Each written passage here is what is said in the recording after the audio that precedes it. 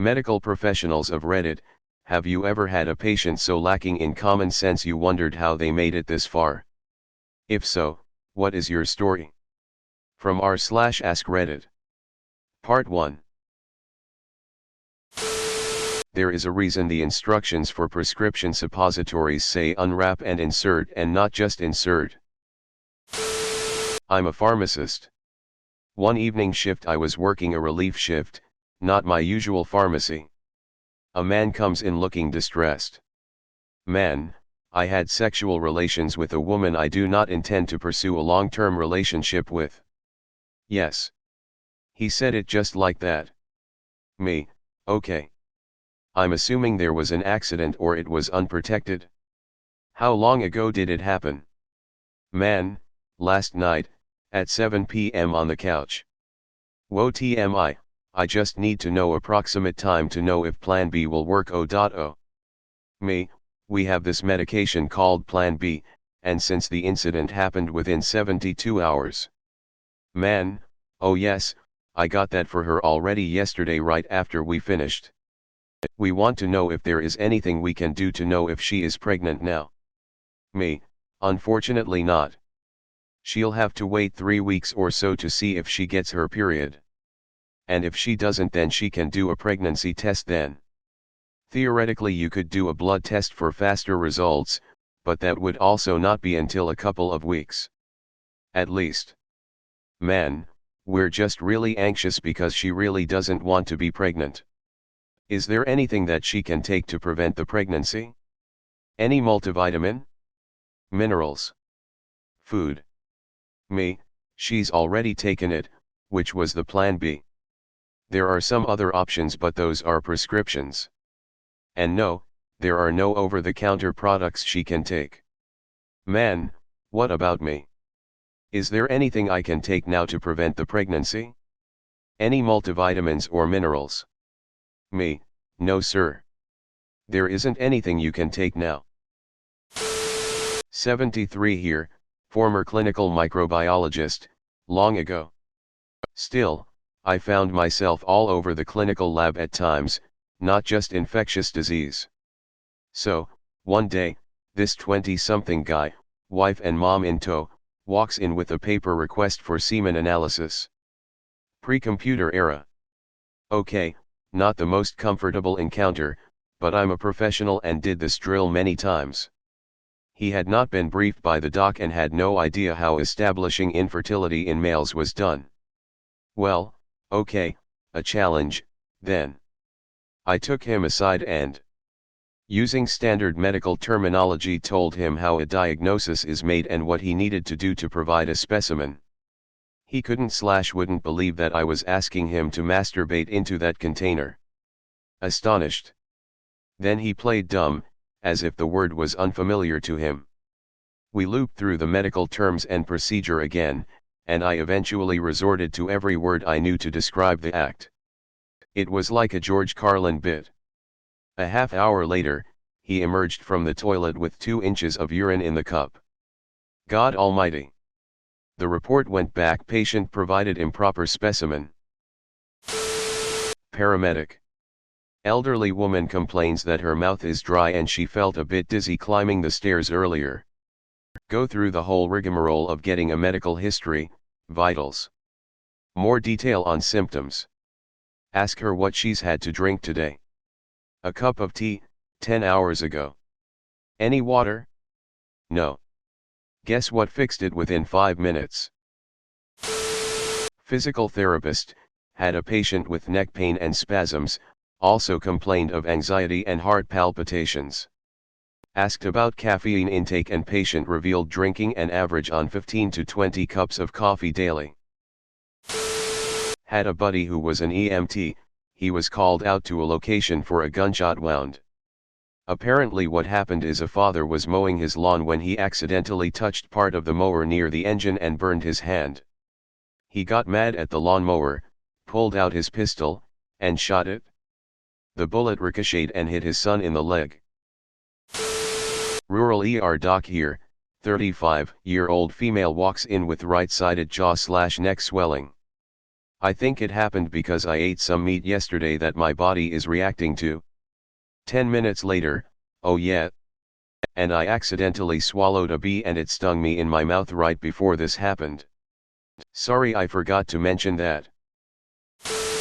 Not me, but my mother would pick up shifts as a nurse sometimes in labor and delivery, and she had met a handful of women who didn't know the baby was going to be coming out of their vaginas. Like no clue. My mom usually said something like, "How you got it in is how it's coming out, honey." This was the late 90s, early 2000s. I'm a vet. A few years ago I had a client bring his young cat in complaining of lethargy. Besides being a bit underweight, the physical exam was unremarkable, so I asked more questions about the cat's diet. Me, what do you feed the cat?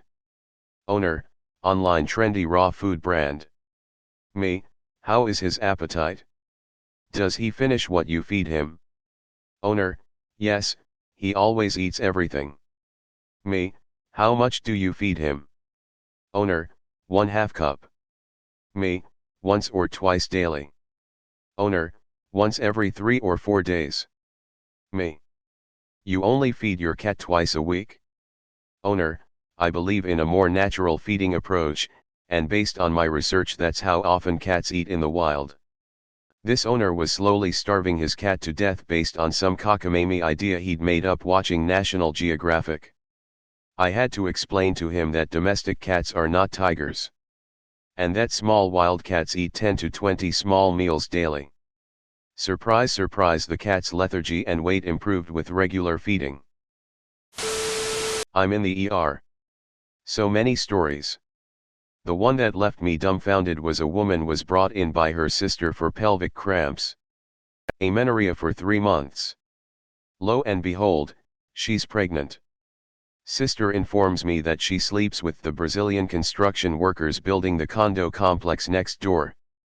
I ask if they have any questions. The patient asked me if her baby would come out speaking Spanish. After a long pause, and her sister staring at the ceiling, I told her, no, because they speak Portuguese in Brazil. Patient seemed relieved and the sister hustled her out of the ER before I could discharge her. I used to be a medical oxygen tech, mostly doing in-home work. One guy was on such a high concentration that he would have drawn nearly zero oxygen from breathing regular atmosphere. This required 2 heavy-duty machines hooked up in tandem just to keep him barely alive. This was explained ad nauseum to him and his wife with full signed documentation of every conversation. They'd shut one machine off because they decided it was too loud. He'd take his mask off because he decided it was too cold.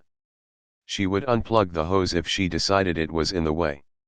So on and so on, literally everything you could think of that would restrict or cut off his oxygen intake. Then they would panic and call our emergency service when he started to have a reaction to no oxygen intake. I lived not even 5 minutes away, right beside out EMS/fire station.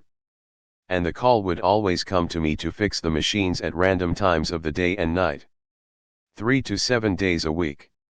They refused to call 911 because they didn't want to make a scene.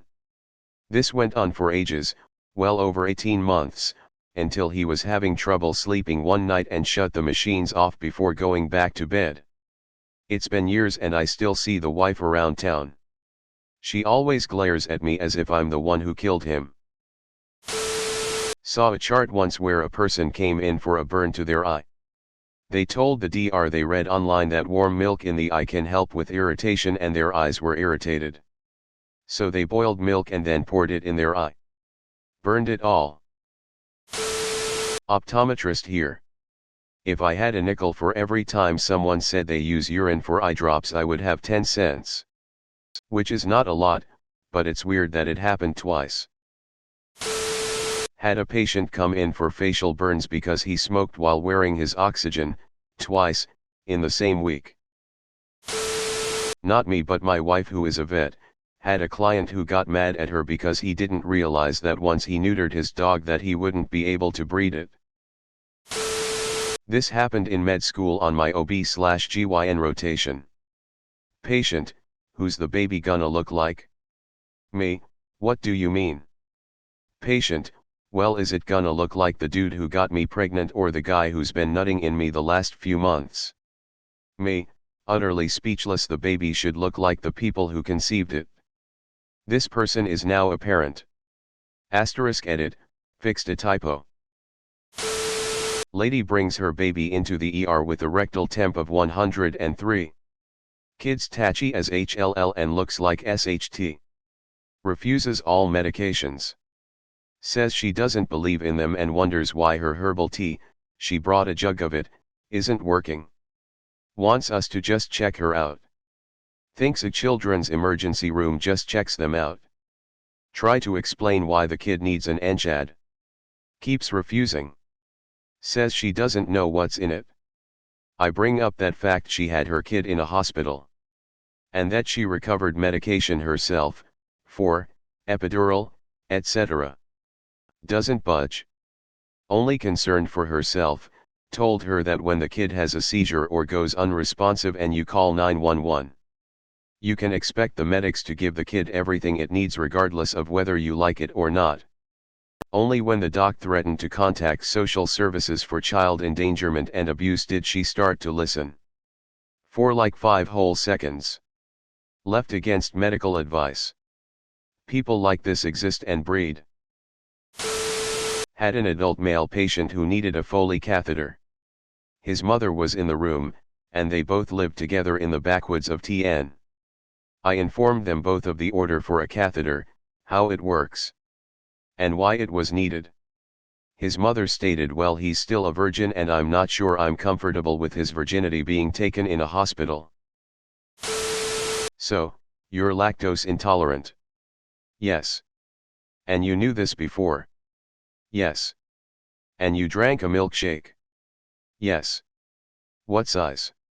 Large. The rest of the night was the kid screaming and groaning in the waiting room. My sister told me a story of a woman with chronic blisters and lesions on her lips. They couldn't figure out what it was for weeks. It would heal and come back. Heal and come back. Turns out she would jam out on like 3 bags of salt and vinegar chip a day for weeks at a time until the sores hurt too bad to continue, then she'd go to the doctor. I worked ed for 10 years. Every day. Every day people come in and it shocks you how they manage to evade death for that long. One of the worst was we had a guy come in. He was a twin. He told us he needed to get checked for STDs because his sister apparently just got one. We of course had to ask if he has had S*X with her and he said no. But they were twins, so what she has, so does he. After a collective sigh of relief that this wasn't some weird Alabama "you're my sister" *T. We had to educate him that is not how it worked at all. Had an 18 or 19-year-old girl come in my ER with some complaint that required an X-ray. It's standard that we do a urine pregnancy test prior to imaging on any female of childbearing years. She insisted she'd never had S*X and there was zero possibility of pregnancy. We did the test anyway and it resulted that she was pregnant. We did a blood pregnancy test to confirm the result, since she insisted she couldn't possibly be pregnant because she'd never had S*X. That was positive too. We gave her a few minutes to herself to figure out what the H*LL happened. And when I returned to check on her a short time later, she asked me if she could get pregnant even though her boyfriend didn't go all the way in. She 100% believed that long as his penis wasn't entirely in her, it didn't count as SX. It took nearly a half hour of explaining reproduction to her for her to understand that whether it's halfway in or all the way in, sperm travel. Please like, subscribe, and leave a comment if you enjoyed. Keep the thread going in the comments section down below.